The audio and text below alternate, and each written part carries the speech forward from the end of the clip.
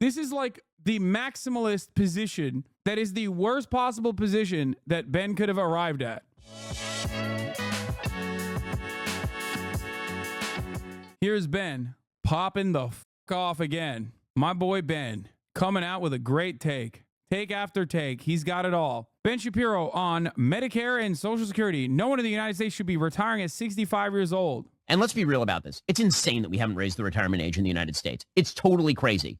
Joe Biden, if that were the case, Joe Biden should not be running for president. Hey, Joe Biden is 81 years old. Wait, what? Yes, this is true. Joe Biden shouldn't be running for president. And yes, the retirement age should be lowered, as a matter of fact, not made higher. What the retirement age in the United States at which you start to receive Social Security and you are eligible for Medicare is 65. Joe Biden has technically been eligible for Social Security and Medicare for 16 years, and he wants to continue in office until he is 86, which is 19 years past when he would be eligible for retirement.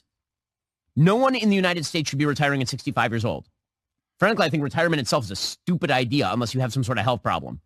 Everybody that I know who is elderly, who has retired, is dead within 5 years. What is he saying, bro? How do people look at this guy and think that he has any fact in any of his analysis, like ever? How do you look at the situation and go, first of all, everyone around me is dead.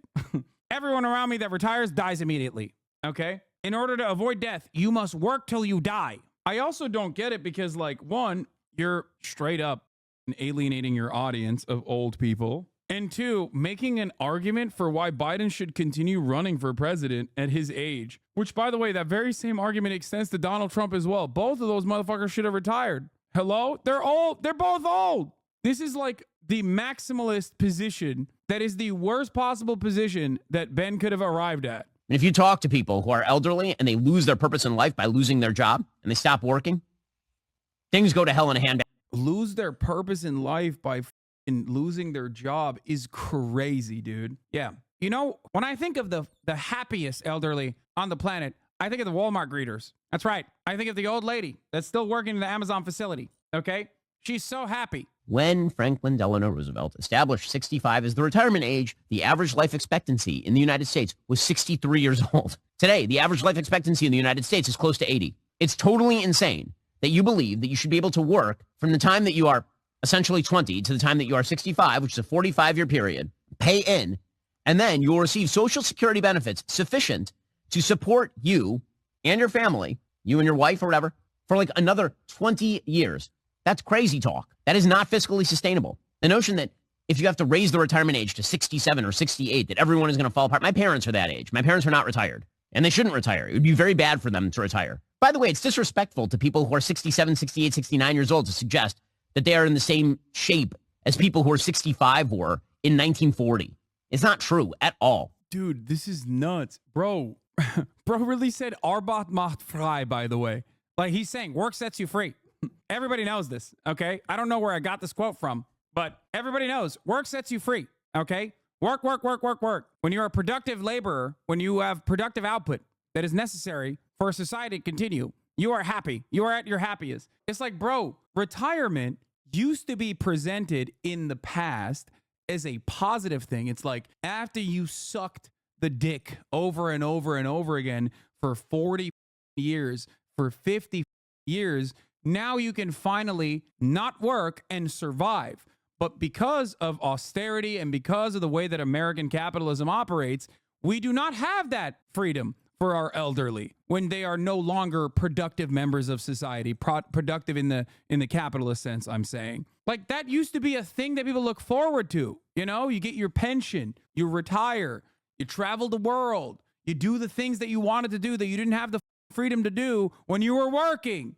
We've completely moved past that point, and that is precisely the reason why Ben can even say such things without people immediately trying to put him under a goddamn guillotine like the French would. Holy moly. It's additionally funny for him to say this as someone who just sits behind a camera like me, okay, and chirps about the world for 2-hour increments at a time and makes tens of millions of dollars. We are very fortunate people, Ben and I, okay? Ben even more fortunate than someone like myself. Ridiculous for him to sit there and be like, you poors, you need to keep working longer, far after you should be working in a normal situation. Blows my goddamn mind, dude.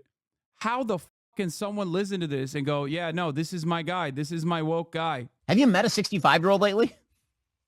65-year-olds are not old in the United States. They're not.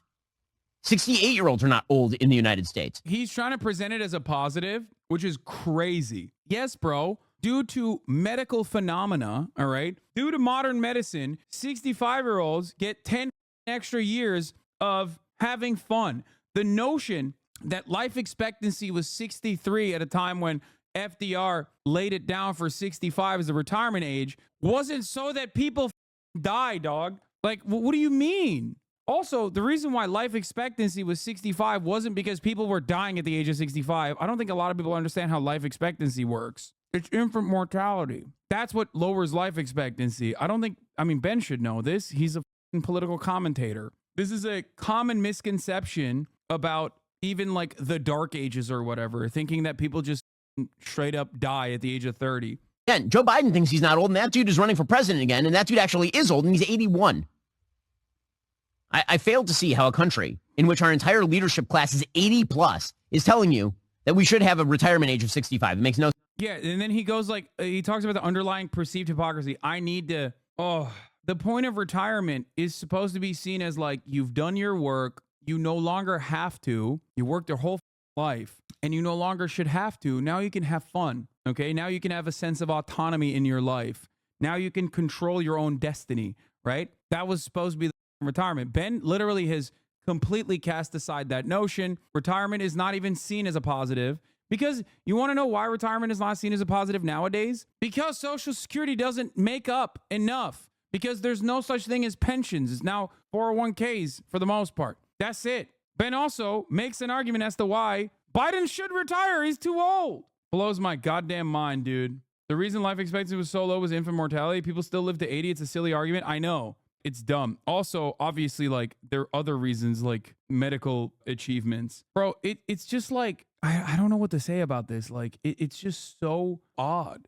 We argue against a life of dignity at every step here in the United States of America, and it's like built into our core. A life of dignity is not one where you are lost in your work, where you have no control over your life because you're working. A life of dignity is the freedom to pursue things that are fulfilling, meaningful. That's how you have a life of dignity. Here's another anti-retirement I know video. politicians are telling you you can retire at 60, but let me tell you, the economics are clear. We need to be working into our 70s. The idea of retiring at 60 is fine if you're going to die at 70. But the truth is... What the f*** do you mean? No, it's not. What? How much money does this freak make? Hold on. Linda Grattan. Let's see what she does. A British organizational theorist, consultant, and professor of management practice at London Business School. Oh my God. Oh my God. She's a Scouser who betrayed her earlier ways. What is this? She's from Liverpool too. Neoliberalism robs you of your soul. I swear to God. This argument I don't think works in America because the American dream quite literally is retiring at the age of 30, retiring at the age of 40. That is literally what the American dream is all about. Being able to like f off and make you money early on, get the bag. The entrepreneur mindset is quite literally this.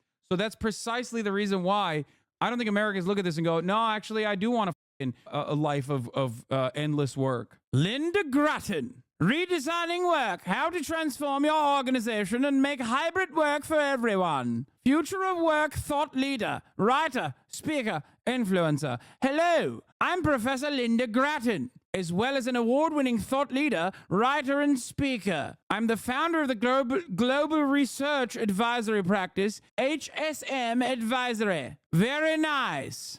I've been retired for 8 years, and here's the truth. Save your money, invest as much as possible, and retire as soon as you can. We were not made to work like mules until we die. There are so many things people can do besides work, just my 2 cents. Yes, my retirement account has gone down 13.7% the past year due to rebalancing. I did it out of fear, uncertainty, and doubt. What are the best alternatives to take in order to secure a financially free retirement? People just want freedom in their retirement. They want to be able to pursue dignified things. They want to be able to keep themselves busy. That's the whole point. The issues with retirement is not due to the retirement age being too early. It is that you don't have meaningful pursuits post-retirement because we've been wired into being serfs. That's the problem. We've been wired into thinking that we're peasants, okay? That we have to work for a life of dignity. There is so much more to be had, to be experienced in the world other than your output at the widget factory. Jesus Christ, dude. And it's always asshole economists who chirp like this. It's like, yeah, obviously your job is a little bit more meaningful than most of the workforce. I hate this. This is why I hate the World Economic Forum, by the way, because this isn't socialism. This is the exact opposite. This is capitalism. This is neoliberal capitalism in display. Most of us aren't. Every single decade, we live longer. So the thought that you... Isn't that crazy? Modern medicine has improved our lives dramatically, and we still find a way to f that up. So the thought that you might live to 100 is a possibility. And so the idea of retiring in your 60s, I think, is entirely outmoded. We need to think about working right the way through our life. But of course, to do that, we have to change the way we think about our whole life. I'm Linda Grattan. I'm Professor of Management Practice at the London Business School and founder of HSM Advisory. This is the most nefarious type of propaganda because, like, she's presenting working as a positive and saying, like, we should simply rewire the way we understand work. That's not going to happen for 99% of the workforce. Of redesigning work and the 100-year life. Think about the way that the world is changing. It's changing in the sense that we're living longer. So that means that simply retiring at 60 or 55 just... Dude, this is are you ready for the New World Order shit? I swear to God. You will own nothing and be happy. This is literally like, you will keep working because work sets you free. That's what this is. So here's what I think's going to happen. Finally, please. We're going to start doing what I would call a multi-stage life. It's the idea that you can do all sorts of different things at all sorts of stages. So, for example, education suddenly becomes something you do right the way through your life. It becomes a lifetime of learning. Work becomes something that you dip in and out of. Rather than starting in a company when you're 20 years old and just going straight through, you could work part-time, you could freelance, you could take time off. And retirement also moves back. This is so funny. Consulting. I like the very necessary labor of consulting. She's like, come on, everyone will be a consultant at one stage of their lives. It's like, yo, are you dumb as hell? We need nurses. We need plumbers, lady. You're so stupid. Like, we're talking about the broadest sectors in the Western world. It's literally socially necessary labor, not socially unnecessary labor like consulting or Twitch streaming. It blows my mind how out of touch these people are, because like people that listen to this shit come in here and yell at me all the goddamn time, not realizing that like I've never made an argument. For example, what I'm doing is like socially necessary labor. It's not. There's utility in it, but it's not. You know what I mean? It takes time.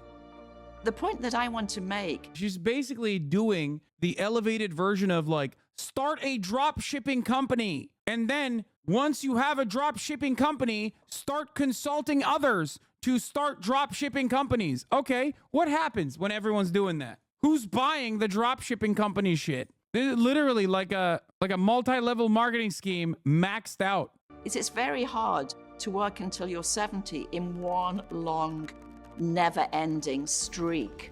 You have to break that up. And so you can make a life that works for you, not the life that worked for your dad. This also presents gig economy work, part-time work as a good thing when it's not, because gig economy work and part-time work, which is increasingly becoming the norm in the Western world, unironically withers away labor protections. So you're broken. It's unstable, dude. They're presenting this as though it's beneficial. It is beneficial for capital owners. It is infinitely more beneficial for your bosses to ensure that you stay contracted employees rather than full-time employees, because you have no security in that situation. The life that works for you. Now, what's exciting about a multi-stage life, but also, frankly, makes it more difficult, is that each of us lives our multi-stage life in the way we want to do it. So it could be that at the age of 30, you decide to take time off for a year and travel the world.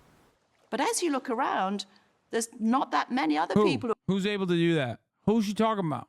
Who's got the money? I don't get it. I don't understand. Just have rich parents, and you will be able to take time out and travel the world. Who are going to be doing the same thing. You have to have more of a sense of yourself. The truth is, the 3-stage life is relatively easy.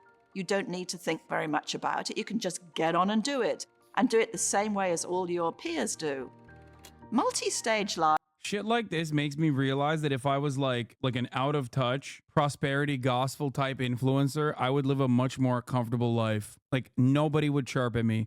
All of you in this community would be chirping at me from afar, but I wouldn't hear it over the massive loud sounds of admiration from the dummies. Okay, going, no, Hasan is a beacon of being a guy who came here at the age of 18 and made something of himself. And he's actually preaching to everyone how they can also fulfill their own destiny in a similar light. You guys are just lazy socialists. I'm realizing, like, I really up. I should have just value-tained motherfuckers like nonstop. This kind of stuff goes along with the interests of capital owners, so it's presented as a good argument, straight up. The ask is that you do something that perhaps nobody else in your peer group has done. You become, in other words, a social enterprise. You actually do your own thing. And that takes courage. The sort of questions that you want to ask yourself is, what's important to me? What is it that I want to get out of my life? How do I want to live my life? So there's big questions you need to ask yourself now in order to make the most of the trends that shape our work. You just ignore your admiration in here and read all the hate start. No, I'm talking about like all the people who chirp at me and say I'm a hypocrite grifter or whatever they lap up this kind of propaganda. And there's, unfortunately for all of us, the reality is that's a much larger crowd. Okay, let's ditch the idea of retirement. Let's all work as long as we can and make work fun, exciting, and a learning. I love that her argument for making work more fun was resort to the gig economy, become a part-time worker, and just travel. Okay, where do we make the money? Like, where are these gigs that are facilitating this lifestyle that you're presenting as an alternative? That makes no dang sense. Anyway, great stuff from Ben Shapiro, and then also this lady. Perhaps it should call into question why this kind of thinking transcends boundaries and the aesthetics that people actually focus on. Like, that lady looks like she would be a liberal in America. Ben Shapiro is very much a right-wing reactionary. Obviously, she probably is a Tory, let's be real. But why is it that they align so perfectly on the raising the retirement age? Why is it that politicians are always trying to raise the retirement age instead of making retirement livable, survivable? Interesting. Much to consider here.